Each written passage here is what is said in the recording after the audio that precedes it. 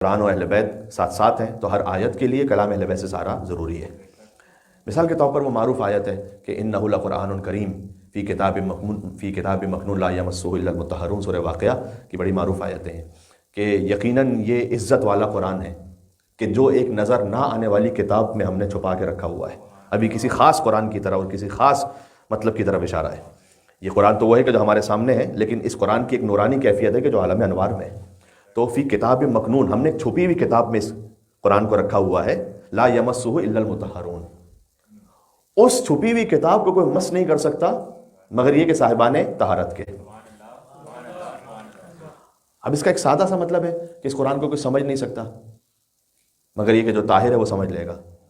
تو کیا اس کا یہ مطلب ہے؟ اس کا یہ مطلب بھی ایک سطح پر ہے، لیکن یہاں پر سمجھنے کا لفظ اللہ تعالیٰ نے استعمال نہیں کیا، یہاں مس کا لفظ استعمال کیا۔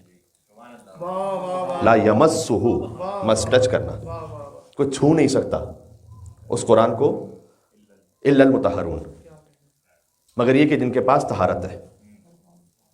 تو طہارت ہے کا کیا مطلب ہے؟ میں 3 دفعہ شاور لے کر 5 مرتبہ کپڑوں کو دھو کر اچھی طرح سے طاہر ہو کر کوئی چھینٹے بھی نہیں پڑے تو میں کیا اس قرآن کو مس کر لوں گا؟ نہیں۔ قرآن کو تو اچھا اگر یہ ظاہری معنی ہو تو کتنے لوگ ہیں جو شاید حالت نجاست میں قرآن مس کر لیتے ہوں، نعوذ باللہ من ذالک۔ ہو سکتا ہے نہیں ہو سکتا؟ تو کیا کوئی پتھر کا بن جائے گا؟ کیا کوئی اسی وقت موت آ جائے گی اسے؟ تو اس کا مطلب یہ کہ ظاہری مطلب تو نہیں ہے، اس کا مطلب کچھ اور ہے۔ تو یہ کون سی طہارت مراد ہے اور یہ کون سا قرآن مراد ہے؟ کون سی نورانی کیفیت میں؟ تنزیل من رب العالمین۔ آگے یہ فرمایا کہ ہم نے اس قرآن کو پھر آہستہ آہستہ کر کے نازل کیا ہے تاکہ تم تک وہ پہنچے۔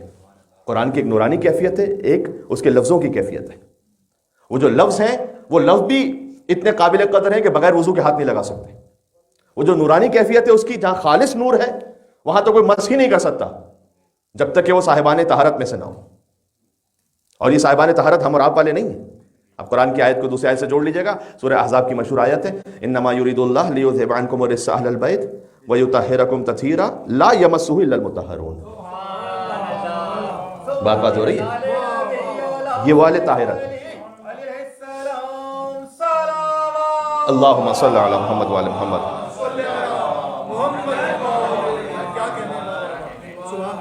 جنہیں طہارت اللہ نے عطا کی ہے ان کے سوا کوئی مس نہیں کر سکتا اس قرآن کو۔ یہ مس کا لفظ ہے یہاں پر، اسی لیے مولا علی علیہ السلام کے لیے بھی ایک بڑی لطیف حدیث ہے، میں تفصیل میں تو نہیں جاؤں گا۔ بہرحال حضور مکرم نے فرمایا کہ لا تسبوا علیٰ، علی پر سب و شتم ہرگز نہ کرو، انہ ممسوس فی ذات اللہ۔ ممسوس وہی مس سے ہے، ممسوس جسے مس کیا گیا ہو۔ انہ ممسوس فی ذات اللہ، وہ اللہ سے اتنے قریب ہیں، اتنے قریب ہیں۔ یہ تعبیر استعمال کی رسول اللہ نے، میں کیا کروں ترجمہ اس کا؟ اللہ سبحانہ وتعالیٰ کا کوئی جسم نہیں ہے، فَإِنَّهُ مَمْسُوسٌ فِي ذَاتِ اللَّهِ، جیسے کہ مس ہو چکے ہوں۔